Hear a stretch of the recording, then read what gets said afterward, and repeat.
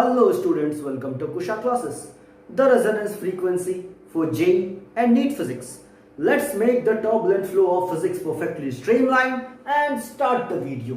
So guys, आज जिस numerical का एक्सप्लेनेशन मैं आप लोगों के लिए करने वाला हूं वो बेस्ड है oblique inelastic collision in two dimension के ऊपर और ये एक लेवल 2 प्रॉब्लम है।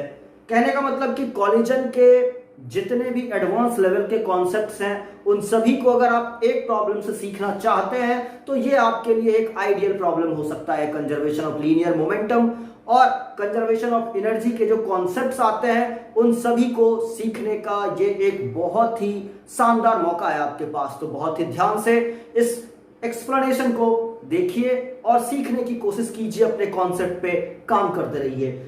तो जैसा कि न्यूमेरिकल आपके स्क्रीन पर है, आप उसे बहुत ही ध्यान से पढ़ेंगे और आपको पता चलेगा कि आपके पास दो बॉल्स हैं ए एंड बी। दोनों का रेडियस सेम है लेकिन दोनों का मास अलग अलग है। बॉल ए का मास 2 kg है और बॉल बी का मास 4 kg है और दोनों के सेंटर ऑफ मास के वेलोसिटी का जो लाइन है वो डिफरेंट है। ए का जो सेंटर ऑफ मास है वो इस लाइन के अलोंग मूव कर रहा है और बी का जो सेंटर ऑफ मास है वो नीचे वाले लाइन के अलोंग मूव कर रहा है। So we will have an oblique collision. ये एक हेड ऑन कोलिजन नहीं होने वाला है। और साथ ही साथ आपको कोएफिशिएंट ऑफ रेस्टिट्यूशन ई की वैल्यू 1/3 बताई हुई है और आपसे कुछ इंफॉर्मेशंस पूछे जा रहे हैं, जैसे कि आपसे common velocity along the line of impact पूछा जा रहा है, final velocities along the line of impact पूछा जा रहा है, impulse of deformation, impulse of reformation, maximum potential energy of deformation and loss in kinetic energy due to collision।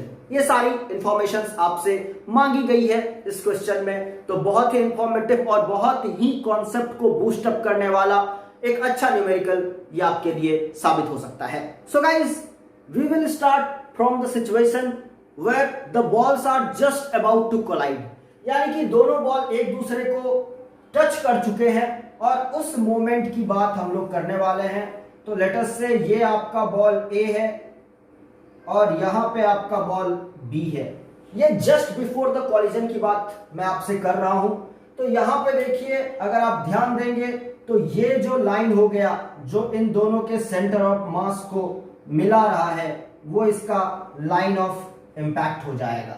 तो ये अपना लाइन ऑफ इम्पैक्ट है, इस बात को ध्यान दीजिएगा। तो मैंने लाइन ऑफ इम्पैक्ट पता कर ली है और साथ ही साथ कॉलिजन से जस्ट पहले इसकी वेलोसिटी जो बॉल ए है उसकी वेलोसिटी 4 मीटर पर सेकेंड है और जो बॉल बी है उसकी वेलोसिटी 2 मीटर पर सेकेंड है। ये हमें बताया जा चुका है मेरे न्यूमेरिकल में। अब जो बात ध्यान देने वाली है वो ये है कि हमारा जो लाइन ऑफ इम्पैक्ट है उसके along conservation of linear momentum पूरे सिस्टम के ऊपर वैलिड रहता है। यानी कि दोनों बॉल का जो नेट लीनियर मोमेंटम था कोलिजन से पहले उतना ही लीनियर मोमेंटम दोनों ही बॉल का टोटल लीनियर मोमेंटम कोलिजन के बाद भी रहने वाला है। और लाइन ऑफ इम्पैक्ट जो है इसीलिए हमारे काम का चीज है। तो चलिए, सबसे पहला जो पार्ट है इस क्वेश्चन का वो आपसे पूछ रहा है कि common velocity along the line of impact क्या होगा। तो आप कॉलिजन के पूरे प्रोसेस को जानते हैं। दो बॉल्स अलग अलग वेलोसिटी के साथ एक दूसरे को अप्रोच करते हैं, कोलाइड करते हैं और धीरे धीरे उनमें डिफॉर्मेशन स्टार्ट होता है। जिस टाइम पे उनका डिफॉर्मेशन मैक्सिमम हो जाता है उस इंस्टेंट पे दोनों बॉल्स की वेलोसिटी सेम हो जाती है। फिर वो दोनों बॉल एक दूसरे से सेपरेट होते हैं और उनकी वेलोसिटीज अलग अलग हो जाती है। फाइनल वेलोसिटीज क्या होंगी वो डिपेंड करता है कोएफिशिएंट ऑफ रेस्टिट्यूशन के ऊपर। तो पहला पार्ट जो आपसे पूछ रहा है वो मैक्सिमम डिफॉर्मेशन के टाइम पे दोनों बॉल का कॉमन वेलोसिटी होगा वो आपसे पूछा जा रहा है। तो मैं ये बोलना चाह रहा हूं कि मैक्सिमम डिफॉर्मेशन के टाइम पे दोनों बॉल की जो वेलोसिटी है वो v और v ही है। सो लेट अस से it is v, it is also v। Now I am going to apply the conservation of linear momentum along the line of impact for the complete system। और मेरा जो state 1 है वो before collision है और मेरा जो स्टेट 2 है वो the instant of maximum deformation है।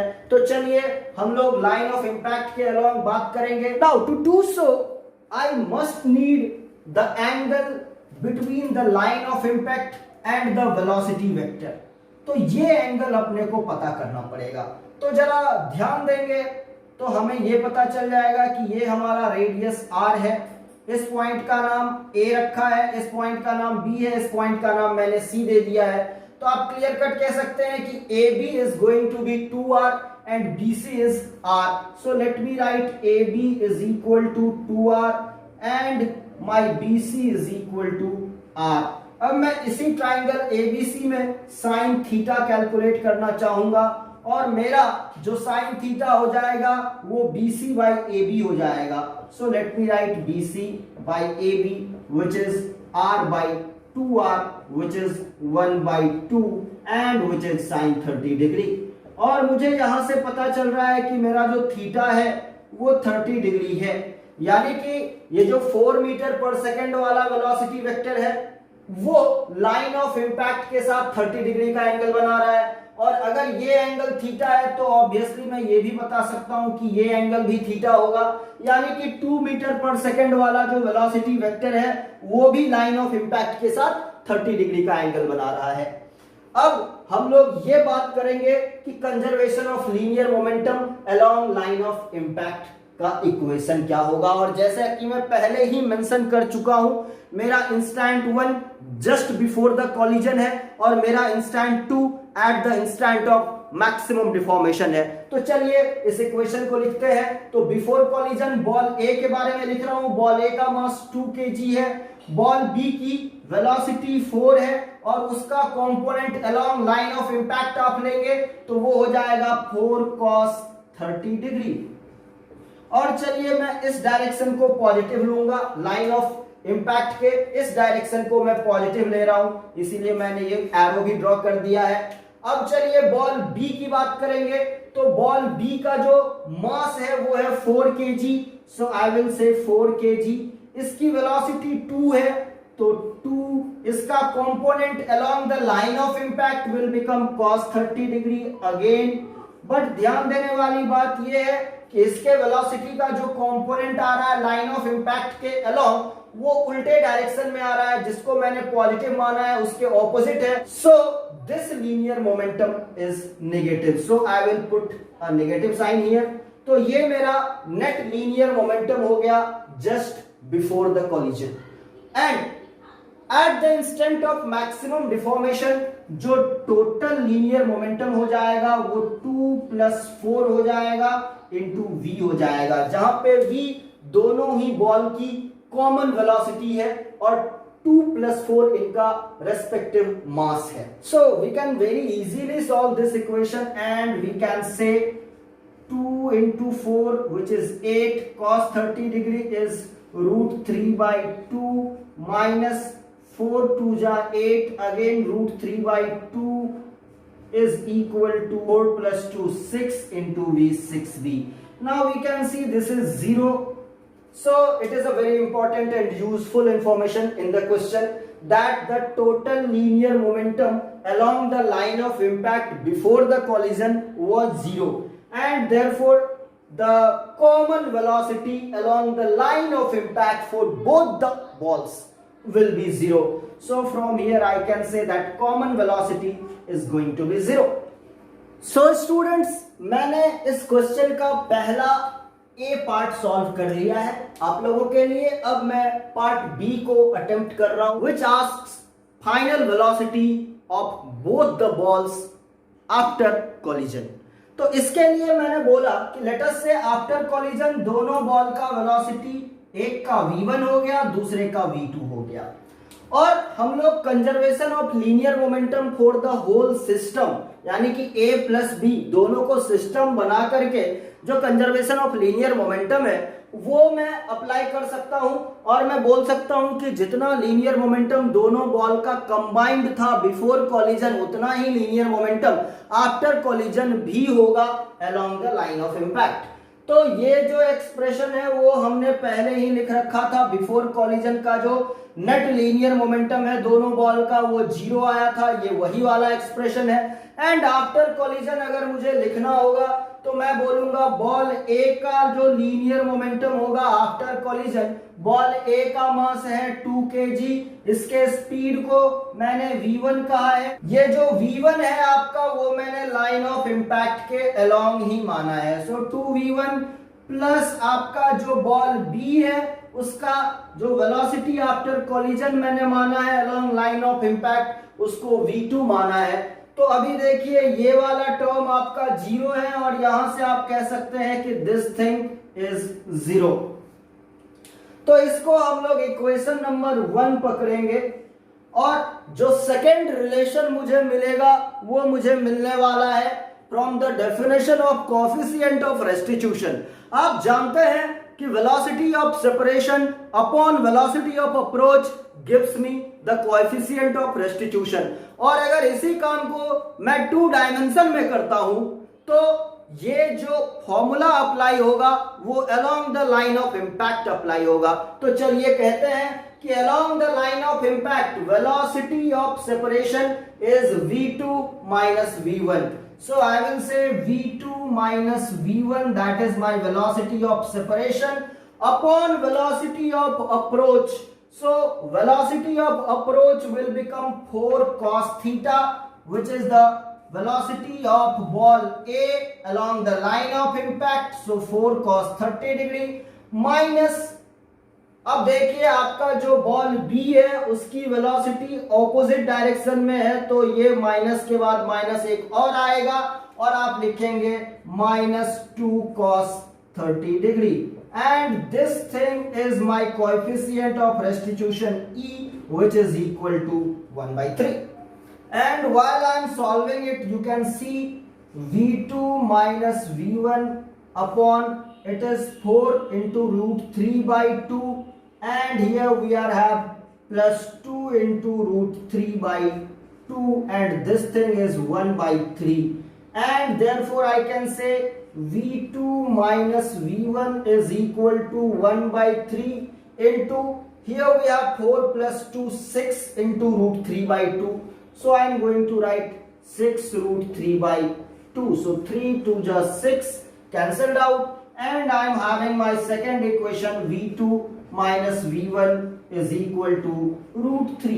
So I am having 2 equations and very easily I can solve these equations to get the values of v1 and v2. Here v1 is minus 2 by root 3 and v2 is 1 by root 3. So guys, here I am having the final velocities of both these balls along the line of impact. So students, so far we have calculated that at the time of maximum deformation, the common velocity will be 0. After collision, the velocity of ball A was -2 by root 3 meter per second and v2 is 1 by root 3 meter per second along the line of impact. अब बात कर लेते हैं along the line perpendicular to the line of impact, मतलब कि tangential line के along। तो मैं ये बात आपको बता दूं कि टेंजेंशियली जो लाइन होता है उस लाइन के along कोई भी इंपल्सिव फोर्स काम नहीं करता है। कहने का मतलब उस लाइन के along, टेंजेंशियल लाइन के along ध्यान देने वाली बात है कि आपका वेलोसिटी इंडिविजुअल बॉल्स का भी चेंज नहीं होता है। सो गाइस, यहाँ पे ध्यान देने वाली बात यह है कि आफ्टर कोलिजन जो पहला बॉल है उसका जो वेलोसिटी है वो -2 बाई रूट 3 है, मतलब उसकी जो वेलोसिटी होगी along the line of impact वो कुछ ऐसी -2 बाई रूट 3 हो जाएगी और इसकी जो वेलोसिटी है वो 1 बाई रूट 3 है, यानी कि along the line of impact जो मेरा बॉल बी है उसका वेलोसिटी 1 बाई रूट 3 हो जाएगा। अब बात कर लेते हैं टेंजेंशियली। तो गाइस, जो वेलोसिटी टेंजेंशियली पहले थी वही वेलोसिटी बाद में भी टेंजेंशियल रहेगी। एंड स्टूडेंट्स, अगर हम लोग tangentially velocity after the collision जानना चाहते हैं तो ये वेलोसिटी वही होगी जो कि कोलिजन से पहले थी, क्योंकि टेंजेंशियली दोनों ही बॉल पे कोई भी इंपल्स काम नहीं करता है, इसीलिए टेंजेंशियल वेलोसिटी और टेंजेंशियल लीनियर मोमेंटम अनचेंज रहेगा। तो जैसा कि आप जानते हैं कि बिफोर कॉलिजन इस बॉल की वेलोसिटी 4 थी, तो इसका जो टेंजेंशियल कंपोनेंट हो जाएगा वो 4 साइन थीटा यानी कि 30 डिग्री हो जाएगा, ये भी अनचेंज रहेगा। और आप जानते हैं कि आपका जो दूसरा बॉल था उसकी वेलोसिटी 2 मीटर पर सेकेंड थी, तो इसका जो टेंजेंशियल कंपोनेंट होगा वो 2 साइन थीटा यानी कि 2 साइन 30 डिग्री होगा और ये भी अनचेंज रहेगा। तो इस तरीके से मैं आफ्टर कोलिजन जो नेट वेलोसिटी होगी, जो नेट स्पीड होगा इंडिविजुअली दोनों बॉल्स का, वो भी कैलकुलेट कर सकता हूं। The next thing that I am asked is the impulse of deformation. तो आप किसी भी एक बॉल को पकड़ेंगे और इंपल्स ऑफ डिफॉर्मेशन कैलकुलेट करने के लिए उसका net change in linear momentum निकालेंगे, और ये जो टाइम इंटरवल होगा वो होगा जस्ट बिफोर द कोलिजन से स्टार्ट करके at the time of maximum deformation तक का, यानी कि उस इंस्टेंट तक का जबकि दोनों बॉल का स्पीड सेम हो गया। तो चलिए स्टार्ट करते हैं। मैं बॉल ए की बात कर रहा हूं और मैं लिख रहा हूं इंपल्स ऑफ डिफॉर्मेशन ID, और बॉल ए का मास 2 kg, फाइनल वेलोसिटी जो कॉमन वेलोसिटी इसकी आ रही है eight the instant of maximum deformation, वो हम लोगों ने ऑलरेडी कैलकुलेट की है 0, सो आई विल पुट 0 माइनस इसका जो वेलोसिटी था along the line of impact just before the collision, वो हो जाएगा 4 cos 30 degree, so I will से 4 cos 30 degree. 4 cos 30 degree is 4 into root 3 by 2, so it is minus 2 into 4 root 3 by 2, and आप देख सकते हैं ये 2 इस 2 के साथ कैंसिल हो रहा है and you are getting the answer 4 root 3 and the unit is Newton second। अब बात कर लेते हैं रिफॉर्मेशन इंपल्स की। सो गाइस, रिफॉर्मेशन इंपल्स निकालने के जो तरीके हैं उसके ऊपर हम बात कर लेते हैं। So I will say I reformation and you can calculate this reformation impulse by calculating the change in linear momentum of any ball, let us say ball A, starting from the time of maximum deformation to the end of the collision। तो पहले ball की बात करते हैं, ball A की बात करते हैं, इसका मास है 2 kg, और after collision along the line of impact इसकी जो वेलोसिटी है वो है -2 by root 3, so I will say -2 by root 3, and at the time of maximum deformation the velocity of this ball along the line of impact was 0, so I will say 0। if you solve it you are going to get -4 by root 3 Newton second। एक बात और मैं impulse of reformation को calculate करने के बारे में आपको बताना चाहता हूं कि impulse of reformation is equal to coefficient of restitution into impulse of deformation. जैसा कि इंपल्स ऑफ डिफॉर्मेशन में पहले से कैलकुलेट कर चुका हूं, ई की वैल्यू 1/3 मुझे पता है, सो आई विल से 1/3 into -4 root 3, and from here also I am getting the same answer -4 by root 3 Newton second। So I have shown you two methods to calculate impulse of reformation. One is by calculating the change in linear momentum and another is by using coefficient of restitution। The next part is asking me about the maximum potential energy of deformation। तो ये जो maximum potential energy of deformation है वो total loss in kinetic energy of both these balls है starting from the time of collision to the time of maximum deformation. मतलब collision से just पहले से स्टार्ट करते हुए मैक्सिमम डिफॉर्मेशन के टाइम तक जो total loss in kinetic energy होता है वही आपका maximum potential energy of deformation हो गया।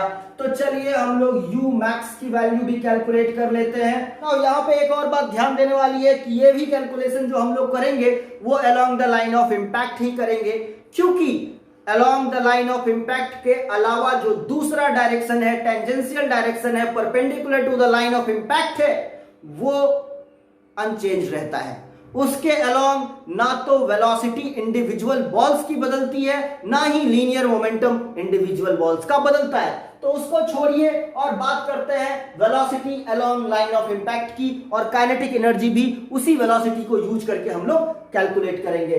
तो हम लोग लिखेंगे U max की वैल्यू कोलिजन से जस्ट पहले जो टोटल पोटेंशियल कॉलिजन से जस्ट पहले जो टोटल काइनेटिक एनर्जी थी बॉल की वो मैं कैलकुलेट कर रहा हूं. So it is half. Mass हो गया बॉल ए का 2 kg और इसकी वेलोसिटी जो थी along the line of impact was 4 cos 30 degree और इस चीज का स्क्वायर प्लस दूसरे बॉल की काइनेटिक एनर्जी हाफ इंटू 4 इसका मास था इंटू इसकी वेलोसिटी 2 थी. सो 2 और along the line of impact इसका component. So it is 2 cos 30 degree और इस चीज का स्क्वायर. और मैं ये बात पहले ही कैलकुलेट कर चुका हूं कि the common velocity at the time of maximum deformation was 0. So the total kinetic energy at the time of maximum deformation of both the balls considering only the motion of the ball along the line of impact was 0. So I will simply subtract 0 from it. Okay, so now we can easily calculate this. Here 2 got cancelled, here it is 2, so I can say 4 4 is 16, cos 30 is root 3 by 2, squaring it is 3 by 4, plus it is 2 into 2 2 is 4, again into 3 by 4. So I am getting 16 plus 8 24 into 3 by 4 and again I am getting 18 joule. Now the last part of the question demands about the loss in kinetic energy, I mean total loss in kinetic energy. तो ये भी हम लोग calculate कर सकते हैं सिर्फ motion along the line of impact को कंसीडर करते हुए. और हम लोग लिखेंगे डेल्टा के इनिशियल वैल्यू जो है आपके दोनों ही बॉल के काइनेटिक एनर्जी की along the line of impact वो 18 जूल है. तो let it be as it is. Minus collision दोनों ही बॉल की काइनेटिक एनर्जी हम लोग कैलकुलेट करने वाले हैं. तो पहले बॉल का जो मास है उसको हाफ इंटू मास आपके पास 2 है और इसकी velocity -2 by root 3 minus sign consider नहीं करेंगे क्योंकि स्क्वायर ही करना है. तो I will write 2 by root 3 का होल स्क्वायर एंड प्लस दूसरे बॉल की kinetic energy half into 4 into 1 by root 3 का whole square. And once we solve this value, I am getting 18 and here 2 and 2 got cancelled out. Here 2 2s are 4 and I am getting 18 minus 2 2s are 4 by 3 here and plus 2 into 1 by root 3 square, it is 2 by 3. So it is total 6 by 3 which is 2. So I am getting 18 minus 2 which is equal to 16 joule. Guys, I have solved all the parts regarding this oblique inelastic collision in 2D. और इस problem को करने से आपको thoroughly ये जो collision का सबसे लिमिटिंग सिचुएशन आता है जहां पे कि सारे कॉन्सेप्ट्स इन्वॉल्व हो जाते हैं उसको इन डेप्थ समझने का मौका मिला होगा और बहुत सारे आपके कॉन्सेप्ट्स क्लियर हुए होंगे. सो उम्मीद करता हूं ये वीडियो आपको पसंद आया होगा. और अगर आप चाहते हैं कि आपके कॉन्सेप्ट बिल्डिंग में हेल्प करने वाले न्यूमेरिकल के एक्सप्लेनेटरी वीडियोस मैं आपके लिए लेकर आता रहूं, then do subscribe my channel, like this video, share it, and if you have any doubts do ask me in the comment section. Thanks for watching the video. See you next time. Till then, goodbye.